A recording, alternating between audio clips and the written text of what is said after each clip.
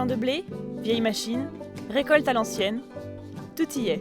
Et pourtant, l'opération sac de blé n'est pas une fête des moissons comme vous pourriez en croiser tout l'été. Ici, c'est la rencontre de deux associations de collectionneurs de vieilles mécaniques qui ont fait naître ce projet peu commun. C'était une veille de fête des moissons à Saint-Mathurin. Bertrand Gourdon, le premier qui a parlé de sac de blé, avec moi-même, disons, à une fête des moissons dedans, il est venu avec un tracteur. Un collègue de l'association qui est venu faire une fête en Vendée avec un tracteur. Un dimanche, il ne savait pas quoi faire, il a pris sa voiture, son plateau, il a mis un tracteur dessus, il est venu. Il est venu avec un Porsche, un beau petit tracteur. Et le soir, avant de partir, il me dit comme ça, Jeannot, il faut qu'on fasse quelque chose, les deux associations. Ça. Alors je lui dis, oui, on a quelque chose à faire. Il me dit, mais qu'est-ce qu'on fait? Ah, je ne sais pas. Mais dans l'hiver, c'est bien rare si on ne trouve pas quelque chose. Et dans l'hiver, Bertrand a téléphoné. Bon, il a fondé le sac de blé. Je me suis dit, c'est quand même bête de traverser toute la Vendée avec cette machine qui pourrait récolter du blé finalement un peu partout au lieu de faire 150 km d'un seul coup, quoi. Et nous avons commencé comme ça la première année en faisant tout un parcours en traversant tout le département de la Vendée pour aller jusqu'à Cholet avec nos vieux matériels. Un parcours qui fait étape sur des parcelles devenues inexploitées. Rachetées aux agriculteurs par les mairies et collectivités voulant étendre leur zone d'activité, ces terres restent en friche en l'attente de projets d'entreprise.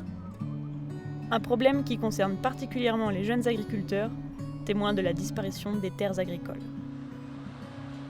Nous devions faire des semis sauvages et puis on a découvert l'association Sac de blé sur internet un peu par hasard.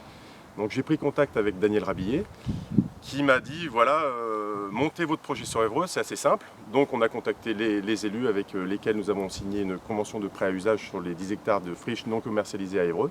Tous nos partenaires, au nombre d'une vingtaine la première année, aujourd'hui on est arrivé à 25-30 partenaires, ont tous accepté nos demandes de dons. Aujourd'hui, au bout de 6 ans, globalement sur les 3 départements de Vendée, Maine-et-Loire et l'Eure, nous avons 56 hectares de blé qui sont semés dans les 3 départements. On a le bel exemple au Brésil avec une zone artisanale de un peu plus de 2 hectares qui pendant 3, 4, 5, 6, même voire presque 7 ans servent à rien et sont souvent à la charge des communes pour entretenir parce qu'on a beau dire, rien à rien faire, c'est une friche qui ne permet pas à l'agriculture d'exploiter et de sortir des cultures pour nourrir la planète.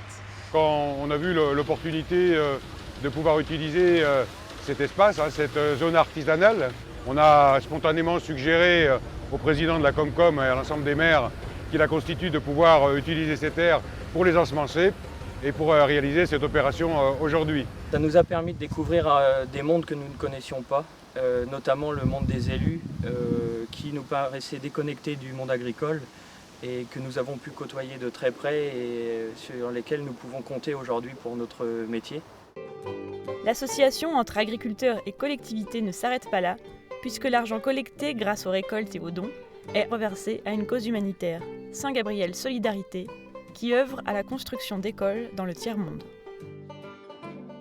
On a appris à connaître des gens qui étaient aussi motivés par les mêmes choses que nous, quoi.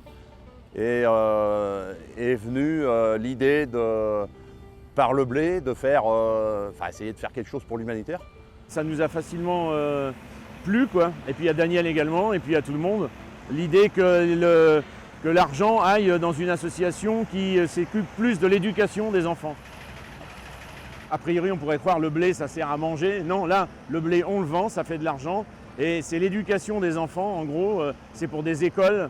C'est pour que des gens apprennent à apprendre quelque chose, se débrouillent tout seuls comme nous et comme nos ancêtres se sont débrouillés avec ça, avec des machines plus modernes aujourd'hui, quoi.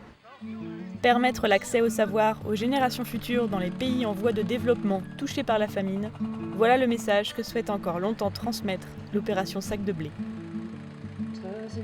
On n'avait jamais imaginé faire ça quand on a lancé l'opération, lorsque Bertrand Gourdon a lancé cette idée-là. On était loin de s'imaginer que moi, personnellement, je m'occuperais d'une chose pareille.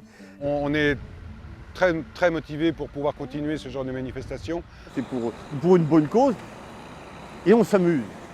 On sort notre matériel parce que si on a du beau vieux matériel et puis qu'il reste dans un garage, vaut mieux arrêter tout de suite. On peut guère trouver mieux, quoi. Voilà. Il fait beau, On est avec des copains, on fait une opération humanitaire, on fait fonctionner du vieux matériel, ben, je sais pas, qu'est-ce que demandent les gens de... Voilà. Hein.